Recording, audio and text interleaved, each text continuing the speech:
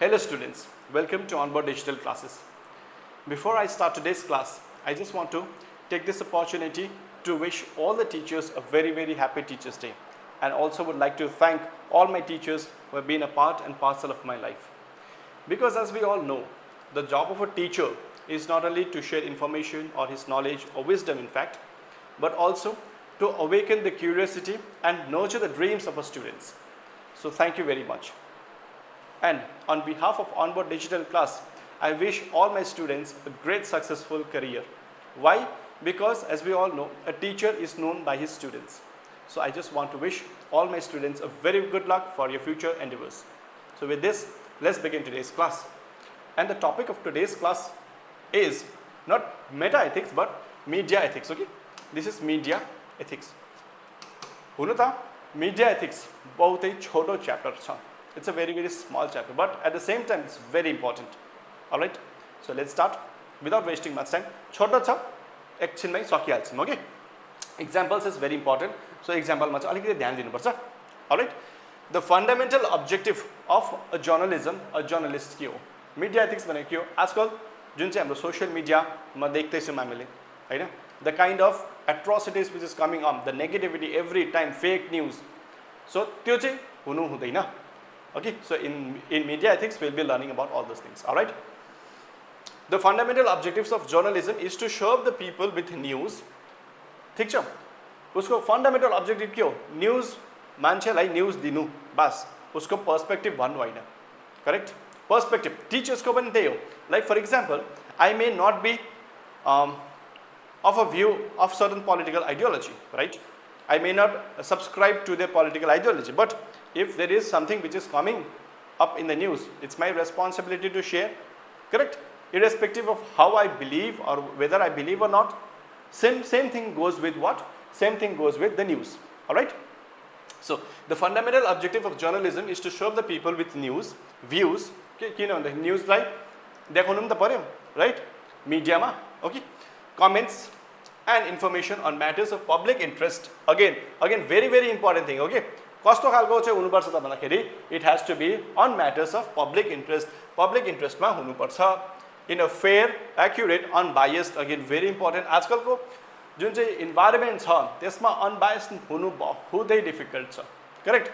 Because there are so much biasness going on. Okay, and जुन चाहिँ भनिन्छ नि कि professionalism मा जहिले पनि unbiased भएरै हेर्नुपर्छ, but biasness त हमेशा न हमेशा हुन्छै हुन्छ. Because it is, if someone is saying that I am completely unbiased, that person is basically lying. But जति सक्दो unbiased हुनुपर्छ. Okay, जति सक्दो objective हुनुपर्छ. A decent manner and language. Language पनि कस्तो हुनुपर्छ? Decent हुनुपर्छ. Manner पनि decent. अहिले हामीले टिभी मिडियामा डिबेट्सहरू हेर्यौँ भने एकअर्कालाई पिटिरहेको हुन्छ हैन. इनफ्याक्ट झगडै भइरहेको हुन्छ. कतिजना न्युज च्यानल्समा त न्युज जो पनि गेस्टहरू आउनु भएको हुन्छ उहाँले त एकअर्कालाई पानीसम्म पनि फ्याँक्दिनुहुन्छ. We have seen that, right? So I mean the स्तर जुन चाहिँ छ नि, डिबेटको स्तर बहुतै निचे गिरेको छ अहिलेको सिनेरियो हेर्दाखेरि. Okay, be it in India media or western media, irrespective of the boundaries. अहिले मिडिया एकदमै, किन भन्दाखेरि कन्सन्ट्रेसन अफ पावर भइसकेको छ. There are some section of the media controlled by the government and some section of the media who is controlled by the opposition. Correct? So it depends upon the content कि कस्तो खालको content त्यो news मिडियाले पस्किँदैछ. Okay, and based on that content we'll be able to figure out कि यो channel चाहिँ कसपट्टि leaning छ. Okay, so yes, left leaning भनिन्छ, right leaning भनिन्छ हैन. कतिजना च्यानल्सहरूले आफूलाई सेन्ट्रिस्ट पनि भन्छन् कि म न त लेफ्ट लिनिङ हो न त राइट लिनिङ हो, म त एकदम अब्जेक्टिभ भएर गर्छु. बट हिपोक्रेसीको लेभल अति नै बेसी हुन्छ सबैमा, इरेस्पेक्टिभ अफ डिफ्रेन्ट मिडिया. अलि एकछिनमा हामीले इक्जाम्पलमा पनि हेर्छौँ. Hence ethics is journalism. Ethics in journalism is important. त्यही भएर जर्नलिजममा एथिक्स बहुतै इम्पोर्टेन्ट छ. यो सायद एसपीएससीमा आउने बहुत ठुलो सम्भावना छ. Okay, it's very important lecture. त्यही भएर the media should not lose sight from its duties and obligations. Media को आफ्नो ड्युटी हुन्छ, obligations हुन्छ. आजकल त के छ भन्दाखेरि पडकास्टको जमाना छ हैन. पडकास्टको जमानामा कतिजना अब एङ्कर्सहरूले सोध्छन् पोलिटिशियन्सहरुको पनि पडकास्टहरु हुन्छ नाउ एंकर्सहरु त बेसिकली दे आर द उनीहरु त मेन मिडियाबाट आएको हुँदैन उनीहरु त पर्सनल हुन्छन् हैन so they have that freedom to ask questions कति वटा जग्गामा पोलिटिशियन्सले के भने उयो पनि दिएको हुन्छ के दिन्छ भन्दा धम्की पनि दिन्छ कि यो कन्टेन्ट निकाल्नु भनेर know that is not freedom of speech and expression recently नै हामीले देख्यौं कि नेपालमा राइट नेपालमा ब्यान भयो मेटा ब्यान हुन्छ भनेर चाहिँ इनफ्याक्ट नोटिफिकेसन निकाले ब्यान भइहालेको छैन मेटाको सर्भिसेस के भन्दाखेरि फेसबुक युट्युब इन्स्टाग्राम यो सबै जति पनि छ हैन व्हाट्सएपहरु ब्यान हुन्छ भनेर आएको छ notification now is that a freedom of speech and expression they may be having their own political ideologies whatever but government is trying to control the narrative so which is not very good correct so these are all the examples that you are supposed to write in exams okay now किन भन्दाखेरि उनीहरुको duty पनि हो अनि obligation पनि हो हैन so धम्की दिदैछ कसैले भनेपछि इट डजन्ट मीन कि तपाईहरुको ड्युटी र तपाईको obligation as a media personality तपाईले नगर्नुहोस् okay now there is an article 19(1) in the constitution freedom of expression okay the media rights like देखो छ freedom of expression के मा छ article 19(1) again additional information हजुरहरुको लागि important हो next duties of media को ड्युटीहरु चाहिँ के हो त let's discuss that okay one by one simple छ to equip the citizen with unbiased information information कस्तो हुनुपर्छ biasness हुनु हुँदैन दुईपट्टि नै देखाउनु पर्छ because कुनै पनि पर्सपेक्टिभको दुईटै साइड्स हुन्छ there is two sides in every possible perspective right so that's very important to play a vital role in broadening the thinking of citizen okay vital role play गर्नुपर्छ हराइजन आफ्नो मान्छेको thinking के छ भन्दाखेरि एउटा सीमित छ नि त हो त्यो थिङ्किङलाई ब्रोडन गर्ने हराइजनलाई हैन हराइजनलाई बढाउने काम चाहिँ कसको गर्नुपर्छ त भन्दाखेरि मिडियाको why because media is also called the fourth pillar in our democracy हैन डेमोक्रेसीको फोर्थ पिलर भनेर मिडियालाई भनिएको छ त्यही भएर बाइ एम्पावरिङ देम विथ नलेजबाट पनि एम्पावर गर्नुपर्छ तर आजकल त के छ भन्दाखेरि बाइ चान्स मिडियामा केही आयो भने त्यसलाई पत्तै हाल्नु it's very difficult right because the amount of fake media which has penetrated in our system correct so it's very important to fairly criticize fairly the word fairly is very important okay criticism is must in a democracy understand we must always criticize को मतलब यो हैन कि जे पिटेलाई criticise गर्नु जे पायो त्यहीलाई criticise गर्नु हुँदैन जस्तै एउटा एक्जाम्पल लिनु पर्यो भने रिसेन्ट एक्जाम्पल जीएसटी रिफर्म्स जुन चाहिँ आयो है दुईटा मात्रै स्ल्याब्स बनाएको छ if you want to make a separate video as far as GST reforms is concerned then you can comment down in the comment box okay because there are so many misconceptions regarding GST which is going on in the social media right now it's a very very good reform by the government of India but the opposition they are still criticizing correct why because 40% ko slab cha bhanera they are not understanding the fact that 40% ko slab sin goods ma matrai cha okay so yes misconception is very much going on so testo खालको criticism is not very good हैन yes यो GST reforms मा पनि criticism गर्नु सकिन्छ कसरी सकिन्छ त्यो अब अगेन यहाँ गरिम भन्दाखेरि पुरा बेसी लामो हुन्छ video which I don't want to do if you want then I can make a separate video okay because त्यहाँ गाडीको रिलेटेड अनि के को रिलेटेड भन्दाखेरि बाइकको रिलेटेड सँग there are so much discussion going on in social media especially if you are in the X you would know right so anyway fairly गर्नुपर्छ है क्रिटिसिजम okay fairly fair हुनुपर्छ criticism अनि any action that against the spirit of justice or essence of democracy so we should the media should refrain from doing such things all right next to foster the spirit of unity जहिले पनि अहिले हेर्नुस् डिभाइसिभ पुरा बेसी हैन किन भन्दाखेरि पुरा बेसी के भएको छ पोलराइज भएको छ हाम्रो सोसाइटी पोलराइज भएको कारणले डिभाइड गरे भने के हुन्छ भ्यूज बेसी आउँछ करेक्ट बिकज मिडिया अहिलेको media they work on TRP television rating program so TRP कसरी बढ्छ भन्दाखेरि if you are abusing one particular community instead of following this right instead of following the spirit of unity त्यो हुँदैन unity को कुरा गरे भने के हुन्छ भ्यूज आउँदैन भ्यूज आयो भने के it is not really relevant अहिलेको जमानामा right so हामीले सानो पढ्दाखेरि पढाउँदाखेरि टिचर्सले भन्नु भएको थियो फेमस हुनु छ भने छिटो फेमस हुनु छ भने के छिटो फेमस हुनु छ भने सबै कुराको विरोध गर्नु जस्तै एउटा एक्जाम्पल दिँदाखेरि हामीहरू when I was in Darjeeling, I basically was studying in Centrabad school. Okay, Centrabad school मा 55 जना स्टुडेन्ट थिए हाम्रो एउटा क्लासमा. नाउ 55 वटा स्टुडेन्ट हुँदाखेरि त्यत्रो स्टुडेन्टमा करेक्ट यो मान्छे फलाना मान्छे हो भनेर कसरी चिन्ने त भन्दाखेरि चाहिँ कसरी चिन्ने भन्दा टिचरले भन्नुभएको थियो त्यति बेला या त त्यो नानी पुरा बेसी राम्रो हुनुपर्छ पढ्नुमा या त जे कुराकोमा विरोध गर्नु पर्यो. जस्तै 50-55 जना स्टुडेन्ट्सहरू छ भने एकजना मान्छे चाहिँ जहिल्यै पनि के नेगेटिभ मात्रै कुरा गर्छ भने सबै नानीले त्यसलाई चिन्छ कि चिन्दैन हैन. सो त्यस्तै उल्टा कुरा गरे भने नि अहिलेको जमानामा जे पनि कुरा उल्टा कुरा गर्ने छिटो उयो हुन्छ हैन. जस्तै एउटा इक्जाम्पल रिसेन्टली सोशल मिडिया प्लेटफर्ममा पनि भइरहेको थियो correct.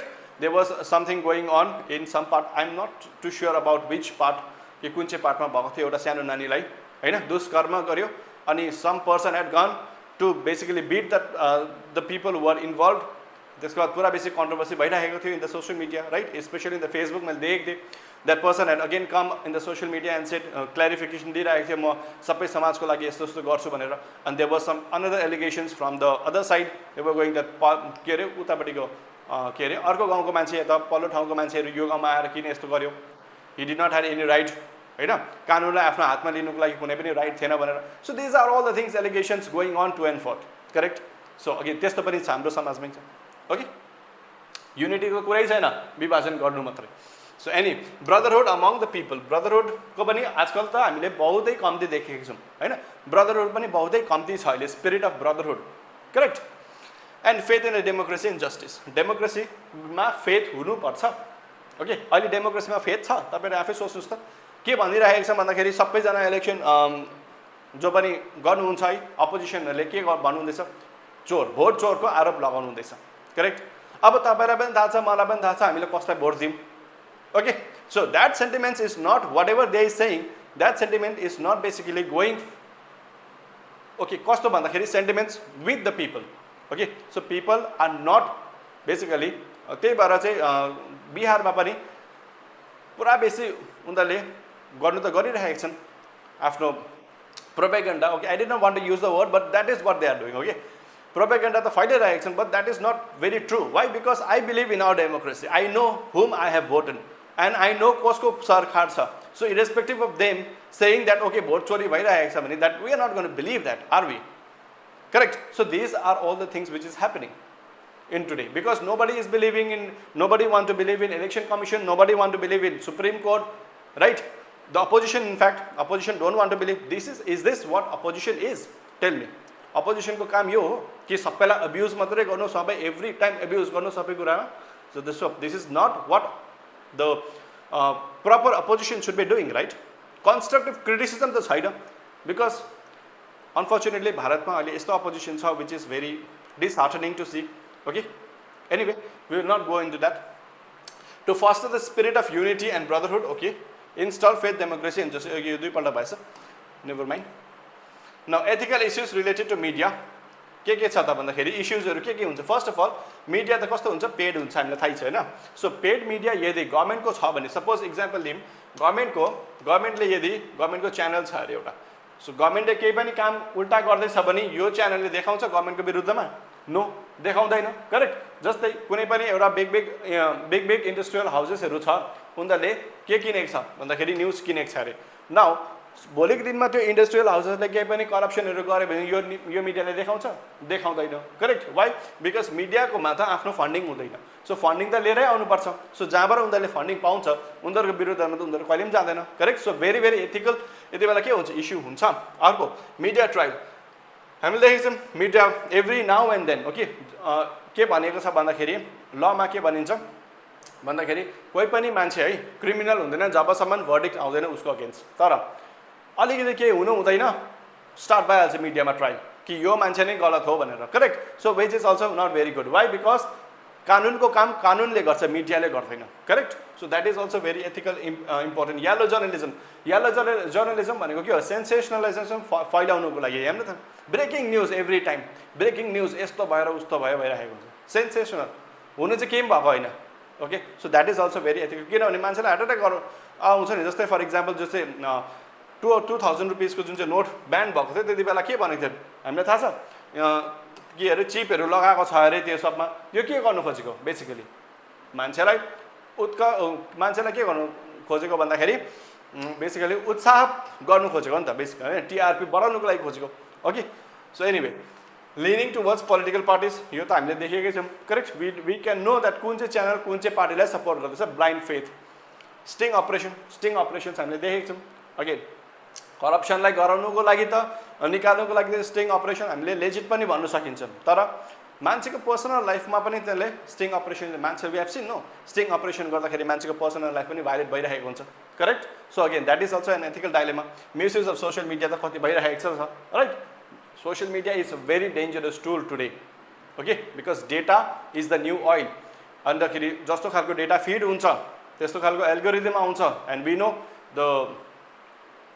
the kind of influence that the people many people I don't want to take names of anyone have on the youth and जुन चाहिँ youth छ जसलाई भट्काउन सकिन्छ आरामले भट्काउन सकिन्छ correct so anyway my ambition is to जति पनि यो फेक प्रोपेगेन्डाहरू हुन्छ नि दो I am a teacher educator in onboard digital class but in my other platforms that I have been doing I may not be doing पढाउँदाखेरि म भन्दिनँ म आफ्नो भ्यूज point of view कसैलाई पनि थोप्न चाहदिनँ correct but my own point of view and if I think that something is doing कसैको नानीहरू पुरा बेसी इन्फ्लुएन्स हुँदैछ भने कसैको भिडियो हेरेर अनि त्यो इन्फ्लुएन्स नेगेटिभ प्रकारको छ भने it is my duty moral right it is my moral right okay moral responsibility in fact to educate those students I will be doing that हमेशा no matter who is going to say me what I know I should not be biased,